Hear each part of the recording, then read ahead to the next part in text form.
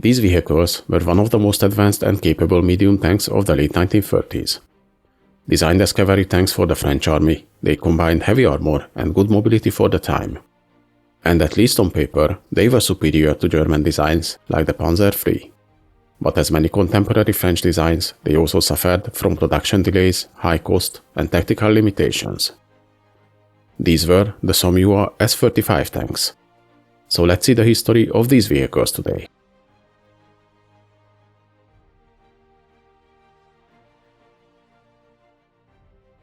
Between the two world wars, the French military, similarly to others, started to modernize their forces as an answer to the German rearmament. But while the infantry focused on developing heavy breakthrough tanks like the Char B1, the cavalry had different needs. They needed fast, well-armed and well-protected vehicles, capable of exploiting breakthroughs and engaging enemy armor and troops.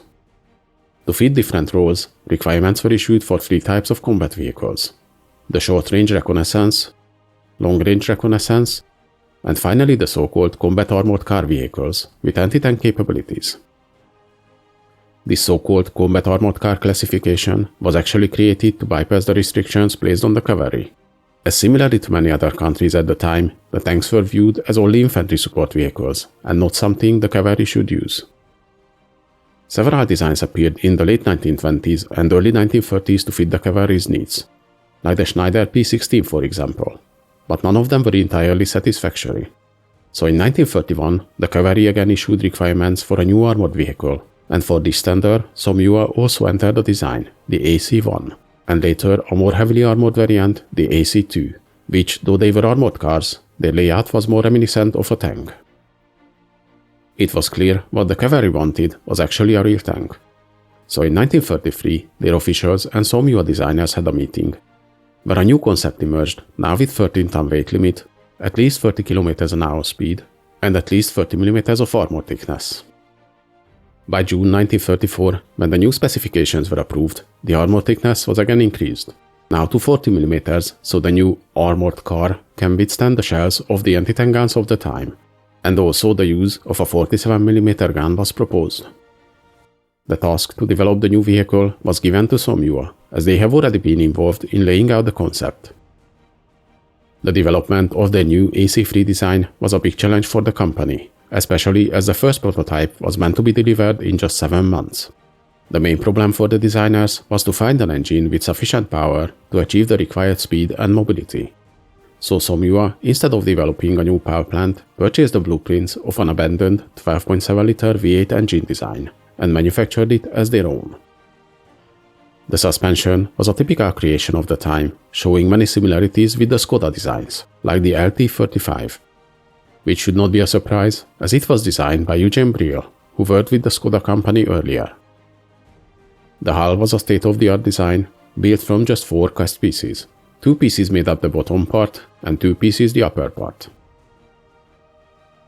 The work on the first model started in November 1934, and though the time frame for the development was very tight, the first prototype was completed by April 1935, and already started its trials in July.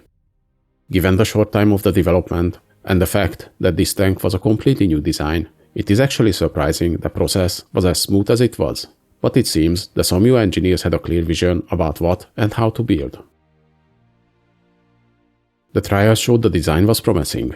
Despite its heavy armor, it was able to reach 40 km/h road speed. But it had some faults as well, leading to the further refinement of the type. For example, the original design included 2 big headlights in the front, which were giant weak spots on the armor, so they were deleted.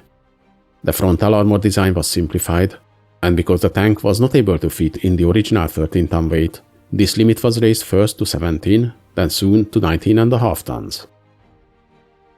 A small pre-production series of 4 units were ordered from the improved variant, now designated AC-4. Unlike the first models, which featured the APX-1 turret armed with the short-barreled 47mm SA-34 gun, the new AC-4 variant used the APX-1 CE model housing the long-barreled SA-35 gun. This turret was very similar to the APX-4 design, but used a larger turret ring.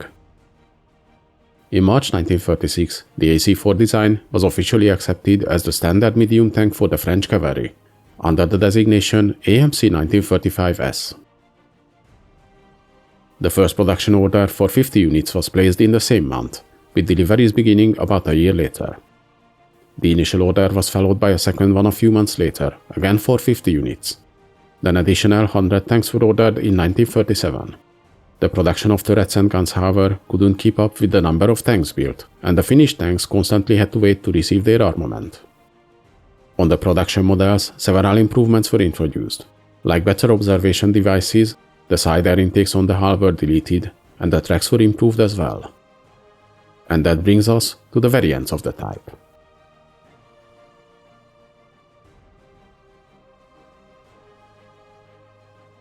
The AC-3 and AC-4 were the initial prototypes. The first AC-3 model featured the original armor design and the APX-1 turret with the SA-34 gun.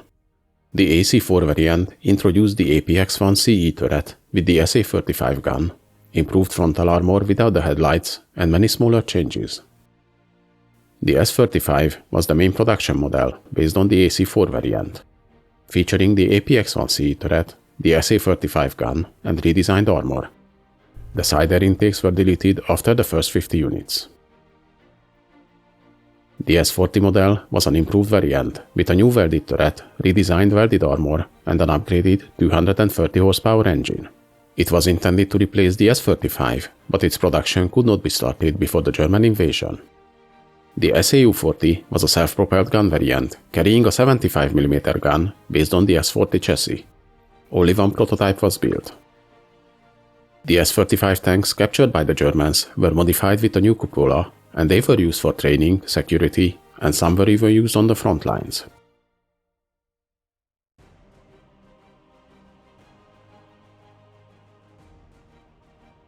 The Somua S35 was 5.38 meters long, 2.12 meters wide, and 2.62 meters tall. It featured 47mm thick armor on the front of the hull and 40mm on the sides, while the turret featured 42mm thick armor on both the front and on the sides. Because of its heavy armor, the tank weighted about 19.5 tons. It was powered by a 190 horsepower petrol engine, giving the tank an impressive top speed of 40 km an hour on roads and about 32 km an hour off-road, and it had a range of around 230 km. The tank's main armament was the 47mm SA-35 gun, and the secondary armament was one 7.5mm machine gun.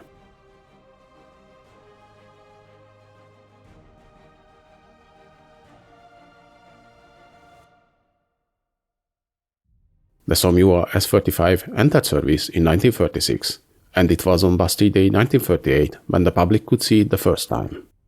Though the production of the type cannot be called fast, but by March 1939 200 units were finished, and by September this number reached 270, and from those 246 were delivered to the army. The type was mainly assigned to the mechanized light divisions, which were the French cavalry's elite armored units. 288 of these tanks were in frontline service at the beginning of the Battle of France. Their first major engagement was at the Battle of Hanut, the largest tank battle of 1940, involving nearly 1,700 armored vehicles. The S-35 performed well in combat and proved to be superior to the German Panzer III in firepower and armor. However, the French tactics negated its advantages. Just like other French types, these tanks achieved local successes, but they were hindered by tactical decisions, lack of radios, and the one-man turret which hampered their effectiveness. 427 of these tanks were built before the armistice, and about 100 of them were used by the Vichy government later. The Germans captured 297 of them, which they used for training, security, and even frontline service. 23 of them were sent to Africa under the Vichy regime, but after the Allied landings, they were given to the Free French forces. These tanks saw action against the Axis forces in the Tunisian campaign before they were replaced by M4 Shermans. In 1944-1945, the Free French forces used the recovered S-35s in operations against German pockets of resistance, such as the Battle of Oleron Island in April 1945. Some of the tanks captured by the Germans were transferred to other Axis countries.